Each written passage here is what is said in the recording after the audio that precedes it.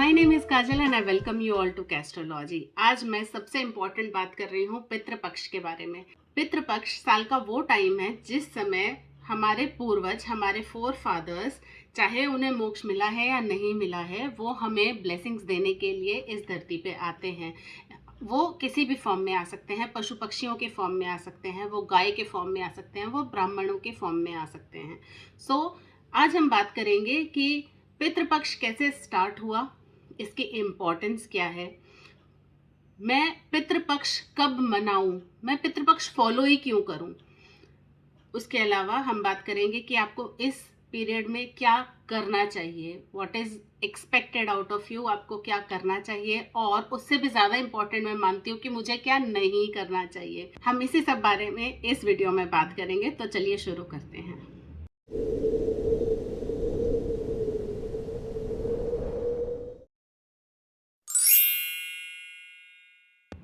सबसे पहले मैं आपको पितृपक्ष की एक स्टोरी सुनाना चाहती हूँ। उस स्टोरी में दानवीर कर्ण का जिक्र है। कहते हैं महाभारत में जब दानवीर कर्ण मृत्यु को प्राप्त हुए तो वो स्वर्गलोक को गए। वहां पे जब उन्हें भोजन परोसा गया तो उन्हें असली भोजन ना देके उन्हें सोने चांदी के जेवर परोस दिए गए। इस बात की शिकायत उन्होंने इंद्रदेव से करी। इंद्रदेव ने कहा कि आपने अपने जीवन में कभी भी खाने का दान नहीं किया, आपने सोने चांदी का, पैसों का बड़ा दान किया है, लेकिन आपने कभी भोजन का दान नहीं किया। तो आपने जो अपने जीवन में दान किया है वही आपको स्वर्गलोक में मिलेगा। तो इस पे कर्ण बोले कि मुझे तो अपने फोर फादर्स के बारे में पता ही नहीं था, मैं दान कैसे करता उनके नाम पे, तो ये तो मुझे इस बारे में कोई जानकारी नहीं थी। तो इंद्रदेव ने उनकी रिक्वेस्ट मान के और उनकी प्रॉब्लम समझ के उनको 15 डेज के लिए पृथ्वी लोक पर भेज दिया। जहाँ पे कर्ण ने पृथ्वी पर पहुंचकर भोजन का दान किया, सभी गरीबों को भोजन कराया, अन्न का दान दिया, और उसके बाद वो स्वर्गलोक को लौट गए।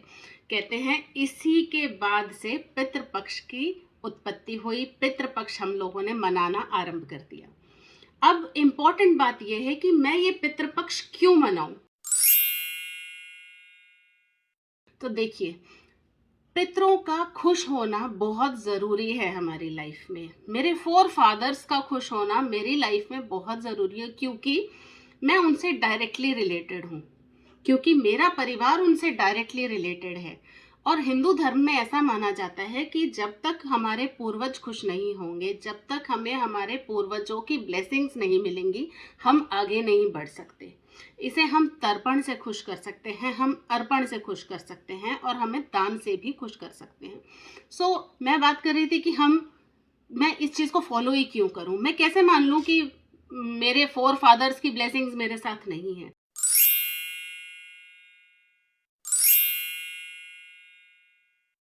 तो ये ना कुछ इंडिकेटर्स हैं मेरी लाइफ में। अगर आप अपनी कुंडली के बारे में जानते भी नहीं हैं तो भी ये इंडिकेटर्स, अगर इसमें से 5 या 6 चीज़ें भी कंटिन्यूअसली आप फेस करते हैं अपनी लाइफ में, तो आपको ये मान लेना चाहिए कि ज़रूर आपके कुंडली में पितृदोष है, और आपको इस पितृपक्ष में ये चीज़ें जो मैं आगे बताने वाली हूँ ज़रूर फॉलो करनी चाहिए। इंडिकेटर्स हैं, सबसे पहले आपका निसंतान होना। किसी किसी परिवार में शादी के 5, 7, 10 साल बाद भी संतान नहीं होती। ये एक इम्पॉर्टेंट इंडिकेटर कि आपके फोर फादर्स आपसे खुश नहीं हैं। सेकंड, आपकी धन हानि होती है। कहीं पे भी धन लगाया, किसी को भी धन दिया, मोस्ट ऑफ द टाइम्स आपको धन की हानि हो जाती है। ये एक इम्पॉर्टेंट इंडिकेटर है। उसके अलावा ग्रह कलेश, मतलब घर में हर टाइम लड़ाई रहती है, हर टाइम मन मुटाव रहता है, एक बंदा दूसरे से नाराज रहता है, हर टाइम आर्ग्यूमेंट्स चलते रहते हैं, कहीं भी पीसफुलनेस नहीं लगती। ये एक इम्पॉर्टेंट इंडिकेटर है। इसके अलावा आप लीगैलिटीज़ में फंस जाते हैं, छोटी बड़ी कैसी भी, ज़रूरी नहीं है कि आपको उसके लिए कोर्ट तक ही जाना पड़े, लेकिन आप किसी ना पेपर्स में, किसी ना किसी लीगैलिटीज़ में, उन चीज़ों में उलझ जाते हैं। उसके अलावा किसी घर में किसी लड़की का विवाह ना होना बहुत इंपॉर्टेंट है। मैं लड़के की बात नहीं कर रही हूँ, मैं स्पेशली कन्या के विवाह की बात कर रही हूँ। तो अगर किसी घर में लड़की की शादी नहीं हो रही है तो वो एक इम्पॉर्टेंट इंडिकेटर। उसके अलावा घर में हर टाइम कोई ना कोई बीमार रहता है, बीमारी का वास हो गया है, मतलब जैसे हम सारे एक फैमिली मेंबर्स हैं, बीमारी भी एक फैमिली मेंबर है, किसी ना किसी को लगी ही रहती है, कोई ना कोई नुकसान होता रहता है। छोटा बड़ा कैसा भी नुकसान, जैसे मेरा दूध उबल के गिर जाए गैस पे नुकसान है, मेरी रोटी जल जाए नुकसान है, पढ़ाई का नुकसान है, पैसे का नुकसान है, छोटा बड़ा कैसा भी नुकसान लगा ही रहता है। उसके अलावा आपको धोखा मिलता है। आप किसी पे भी ट्रस्ट अगर करते हैं तो आपको धोखा ही मिलता है। आपके साथ एक्सीडेंट्स बहुत होते हैं, छोटे बड़े कैसे भी एक्सीडेंट्स। ज़रूरी नहीं है कि आपको फिजिकल एक्सीडेंट्स की बारे में बात कर रही हूँ, मेंटल एक्सीडेंट्स भी हो सकते हैं कि आपने किसी के ऊपर ट्रस्ट किया, उसने आपका ट्रस्ट ब्रीच कर दिया। आपको कभी ना कहीं धोखे ही मिलते रहते हैं। इसके अलावा शुभ कार्यों में विघ्न सबसे इम्पॉर्टेंट पॉइंट है कि आप कोई भी शुभ कार्य करने जा रहे थे और उसमें विघ्न आ जाता है। वो विघ्न कैसा भी हो सकता है, आप बेटर जज कर पाएंगे कि ऐसा कुछ हो रहा है आपकी लाइफ में या नहीं हो रहा। तो अगर इन 11 पॉइंट्स में से आपकी लाइफ में भी कुछ ना कुछ ऐसे इंडिकेटर्स हैं, कुछ ना कुछ आप रिलेट कर पा रहे हैं कि हाँ मेरे साथ तो ज़्यादातर ना यही वाली चीज़ें होती हैं, तो इसका मतलब ये है कि आपकी कुंडली में ज़रूर कहीं ना कहीं पितृ दोष है। इसलिए आपको इन 15 डेज का सबसे ज़्यादा फायदा उठाना चाहिए और उनको अपने पूर्वजों को खुश करने के लिए थोड़ी सी एफर्ट्स करने पड़ेंगे। वो एफर्ट्स क्या है मैं अभी आपको बताती हूँ।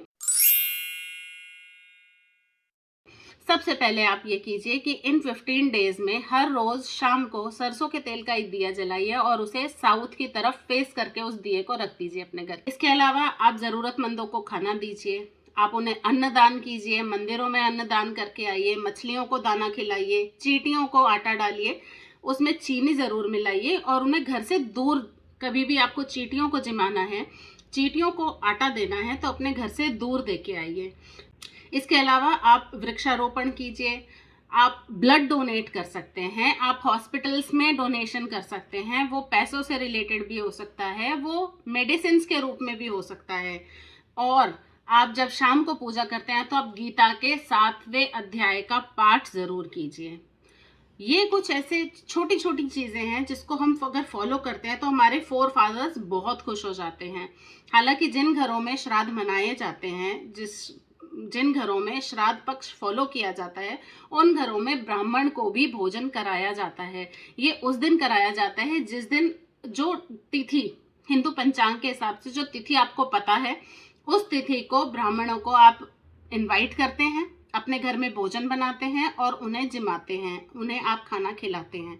माना जाता है कि ये वाला खाना खा के हमारे पूर्वज खुश होते हैं, क्योंकि मैंने आपको वीडियो के शुरू में ही बताया कि हमारे जो फोर फादर्स हैं वो अलग अलग रूप में आते हैं, ब्राह्मणों के रूप में आते हैं, पशु पक्षियों के रूप में आते हैं। तो इसीलिए इस पीरियड में जो भी खाना बनता है वो सात्विक होता है और उसमें से पोर्शंस निकाले जाते हैं। एक हम निकालते हैं कौवे के नाम का, एक हम निकालते हैं डॉग के नाम का, कुत्ते के नाम का, एक हम निकालते हैं गाय के नाम का, और हम उसके बाद ब्राह्मण को भोजन करा के हम फिर खुद खाना खा लेते हैं।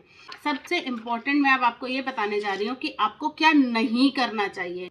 What all should you avoid during this period of 15 days starting from 10th of September till 25th of September?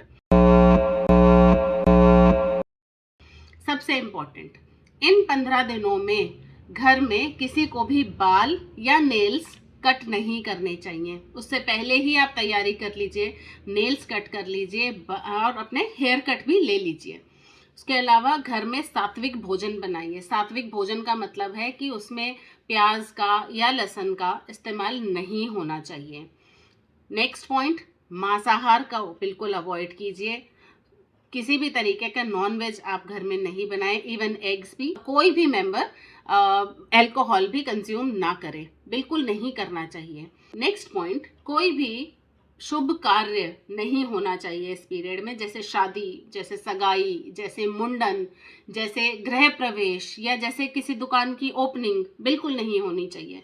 Next point, किसी भी तरीके का न्यू क्लॉथ या न्यू यूटेंसिल यूज नहीं होना चाहिए। व्हेन आई से न्यू का मतलब है कि कोरा हो, वो मतलब आपने एक बार भी यूज नहीं किया, आज तक उसको पहना ही नहीं है, कोई भी ऐसा क्लॉथ पीस है या फिर कोई ऐसा बर्तन जो आपने आज तक यूज ही नहीं किया किचन में, बिल्कुल न्यू है, तो उसको इन 15 डेज में तो प्लीज शुरू मत कीजिए यूज करना। नेक्स्ट पॉइंट, आपको न्यू गाड़ी, आपको न्यू बिजनेस, आपको कोई न्यू प्रोजेक्ट इस पीरियड में स्टार्ट नहीं करना चाहिए। तो ये कुछ ऐसे इंपॉर्टेंट चीज़ें हैं जिसको हमें ध्यान में ज़रूर रखना चाहिए, वेदर आप फॉलो करते हैं या नहीं करते हैं। कम से कम आप इतना कर सकते हैं कि इन चीज़ों को जो मैंने बताया कि आपको नहीं करना चाहिए, आप बिल्कुल भी ना करें, इन चीज़ों को अवॉइड करें। और शाम के टाइम सरसों के तेल का एक दिया ज़रूर अपने फोरफादर्स के नाम पे जलाइए। ये मेरा एक इंट्रोडक्टरी वीडियो था पितृपक्ष के ऊपर। मैं इस चीज़ के 2-3 वीडियोस और आएंगे एंड आई होप आपको इस वीडियो में भी अपने लिए कुछ ना कुछ यूज़फुल ज़रूर मिला होगा। यूज़फुल मिला है तो प्लीज़ नीचे कमेंट करके मुझे ज़रूर बताइए। मेरे वीडियो को लाइक कीजिए और सब्सक्राइब ज़रूर कीजिए। मैं मिलूंगी आपसे अपने अगले वीडियो में। Till then be logical, avoid superstition, follow astrology. Thank you.